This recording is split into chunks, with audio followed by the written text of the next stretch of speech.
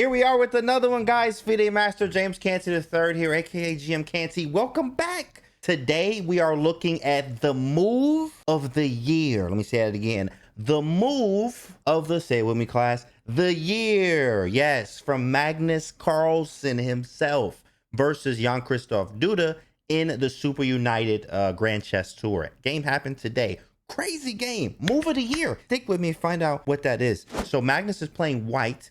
And we have Duda playing black. So it's d4, knight f6. Let's see if you guys can guess the opening here. c4, e6. So far, so good. Stuff we've already seen. Knight f3, developing the knight. d5. So we have a queen's gambit decline. Quite boring, to say the least. But also, they play it from both sides. Magnus plays it. All the greats play it. And in fact, even Garry Kasparov says this is a world championship opening. But for winning chances, it's really difficult, especially with the black side of this. But you're always able to hold. And Magnus actually shows a lot on how to play this from the black side too as well. Really boring. It's going to put me to sleep. But at the same time, it is a very solid opening. The queen's gambit decline. We got g3. Man, right? That's new, right? Psych, we know he played this all the time. He plays the Catalan all the time. Magnus is one of the greatest Catalan players there are. Gives you that solid positional nagging edge and very boring chess, but it also can be sharp too in certain Catalans. In fact, if you remember game 6 from the World Championship with Jan Pomniachtchi, where it was that 7-8 hour game, all these moves, longest game in the history, right? So that was a Catalan as well. So he's definitely a big fan of the Catalan. Let's see what happens, right? G3, D takes C4, sort of the sharper Catalans you can go here. Bishop to G2. C5 getting out of the way. Obviously, we're just going to attack the center many times. We castle, knight C6. This is basic theory here. And really, every opening is the same in a certain aspect where you just get the pieces off the back rank. And that's what we're seeing here. Knight to C6, queen A4, very common move. It pins the king or pins the knight down to the king. We also have a threat of knight E5, which can be super annoying. So bishop to D7, he deals with it. Magnus says, I'm just going to grab my pawn back. Queen takes C4. C takes D4 here, knight takes D4. You see the Catalan bishop being exactly what it is, which is just super annoying and aggressive and just a nagging edge, right? The bishop is so strong, quite annoying here. And Magnus is a player, I don't know if you guys know this, but Magnus even says it himself. He does not care about an opening advantage. Say it with me. I do not care about an opening advantage. That's Magnus for you. So Magnus likes to play positions where he wants to grind the position. He wants to beat you in chess, not the opening, right? So he is a big fan of not having an opening advantage. If he gets one, cool, but he doesn't really care as much for that. So Catalan is the perfect kind of game or perfect kind of opening for him. And if you're that type of player as well, definitely pick up the Catalan yourself, as it's just really an annoying opening to face. After rook to c8, right, is hitting the queen here, but not a real threat. So Magnus just says, let me develop my pieces, get the pieces off the back rank. We talked about this before. Everything needs to get off the back rank. Knight takes d4, queen takes d4, and bishop to c5. It's the queen. Now, okay, pause the video. Where do you think you would move your queen in this position? Your queen is attacked. You move it a few times. You went to A4, went to C4, you went to D4, almost everything 4. Now, what do you do with the queen in this position? What do you think? We're going to actually move our queen, Magnus says, to H4. Queen to H4. Very nice move here. Just getting out of the way. And if you castle, there might be some annoying moves to deal with from the black side. Okay, perfect. So after the queen H4 move, it's pinning the knight. We have a bishop to c6, which is trying to really deal with this Catalan bishop. In the Catalan, right, raise your hand here or pause the video, and I want you to ask yourself, what is the most annoying piece in the Catalan with the white pieces, or for white? That is actually what piece? The bishop on g2. The strongest piece, the most annoying. It puts a lot of pressure on the position. So it's very nice. In fact, you can feel really good with the black pieces if you're able to neutralize this bishop. Very strong move. So bishop c6 deals with this bishop because it's super annoying to deal with for the rest of the game. So from the black side, if I'm Jan-Christoph Duda here, I'm like, yeah, I'm feeling okay. I'm playing Magnus. I neutralized the Catalan bishop. I'm feeling all right here, but don't let your guard down, of course, because we still got to get to the move of the year. After bishop c6, bishop takes c6, he trades because, hey, why not? You know, we don't want our king to be on g2 and be vulnerable ourselves. So after bishop takes g2, rook takes c6, he takes with the rook here. And then rook d1. Easy move to make, right? Make tempo, or tempi is plural. What that means is just, you know, it gains time. Rook d1, rook to the file with a smile, like I like to say, right? So it hits the queen here. The queen is under attack. Obviously, we need to move it. Where would you move your queen in this position? Your queen is actually attacked. Do you go to e7? Do you go to c7? You go to c8? You go to b6? You go to a5? There's lots of moves here. What do you think is the most active square for the queen? In fact, Jan-Christoph Duda said, I'm going to go queen a5, right? Which is a very active move, very active. It also, you know, maybe it could swing over to this side of the board to help with defense at some point as well. So queen a5, nice move.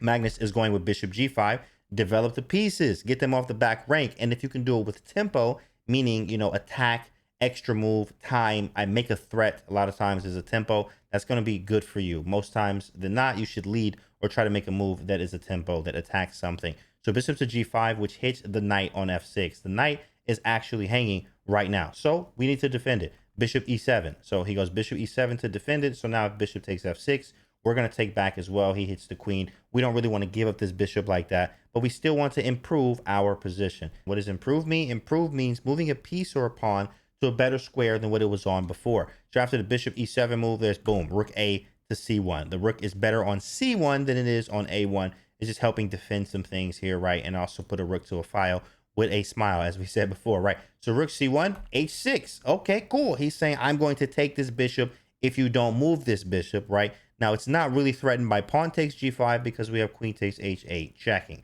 taking the rook and a decisive material loss. So he's going to take with the queen here if you allow us to. And now the best defense is offense.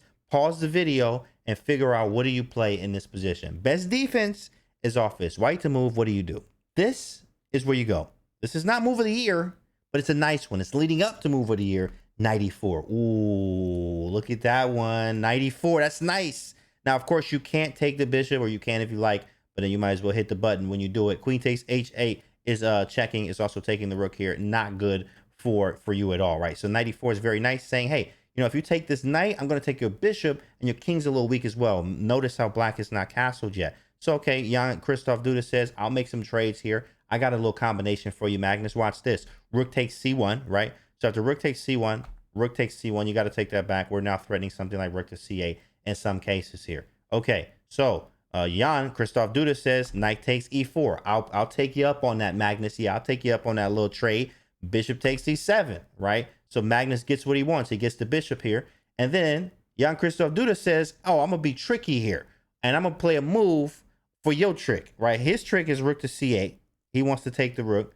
But Jan-Christoph Duda says, I got a trick of my own. He goes queen d2. Queen d2. Here we go, chat. Here we go. I hope y'all watching. Watch this. After queen d2, he hits the rook. The problem is, okay, rook c8 and then king here. And rook takes, and you're getting mated yourself. Oh, my goodness, right? Look how nasty this is. In many lines, like you're getting mated here and then checkmate. Bro, what? How did that even happen? Okay, cool. King here, mate. So Jan-Christoph Duda leans back, smiles, you know what I'm saying? Like, yeah, I got you, Magnus. Queen d2. Queen d2, hitting the rook. Now, here we go, chat. Move of the year is right now. What did Magnus play in this position? Pause the video if you need to. What did Magnus play in this position? This is move of the year. This one is move of the year. Bishop g5. Bishop g5. And we live. Oh, we take that in, big fella. Watch that one. Don't try this one at home. This is a family channel. Bishop to g5. And we live. It can be captured by 3 different pieces. Now, you know it's wrong. Something's wrong when you put a piece on a square that can be captured by more than 1 piece. 2 pieces, 3 pieces, and you still can put the piece there? Yeah, Duda then lost it. It's a wrap, my guy. Bishop g5 is a very strong move. Why? After pawn takes bishop, obviously queen takes h8, right? We're going to take the rook. If knight takes bishop, then we're going to go rook c8 and then take the rook. If queen takes bishop, well, you guessed it. Queen takes queen, knight takes g5, and then we're going to put the rook on c8, and we great. And then you're going to take the rook on h8 as well. That's a rapster, my guy. Oh, my goodness. So, of course, Jan-Christoph Duda, like, just shocks here. He's like, what am I... Why is he so good? Like, this is annoying. I'm about to flip the board, basically. So after bishop g5, knight takes g5. He just takes it, rook c8, king e7, and rook takes. Now, of course, the rest is easy, real easy for Magnus. So we're going to fly through the rest. But, like, you have to really understand that bishop g5 move was the sickest move of the year. That was the sickest move of the year, right? So after, queen takes e2, queen b4 check. We have some moves, right? He just check, he pull, what it do. King g2, what we do is stop knight f3 or knight h3 from happening. Consolidation, and then attack, consolidation, and then attack, right? Defend, attack, defend, attack. It's a pendulum, and it's very easy to go back and forth in this manner, as Magnus has done. E5, the queen is hanging. He moves it away. Queen E3. You want to trade, bro? Absolutely not, says Jan Christoph Duda there. He goes H4, attacks the knight. Check, make the king move. Rook to the file here. Maybe some pressure over here. Queen B5. Rook to B8 hits the B7 pawn. Knight to C5 hits the queen. Queen D5 centralizing, also eyeing F7. A6 happens, defending. Of course, the knight was pinned. Rook to F8, and that is over. Game is over. He threw in the towel right here. Threw in the towel right here. Duda said, no more for me, guys. That was amazing. I mean, that move here was crazy. Actually, right back here, right here. He played bishop takes E7. Duda was like, Queen D2, I got you. I got you, Magnus. And then Magnus hit that man with the boom. Bishop G5. And we live. Get him off the board, boy. That's move of the year. Hopefully you enjoyed that. Put it in the comments what you think about this move. We'll see you guys on the next video.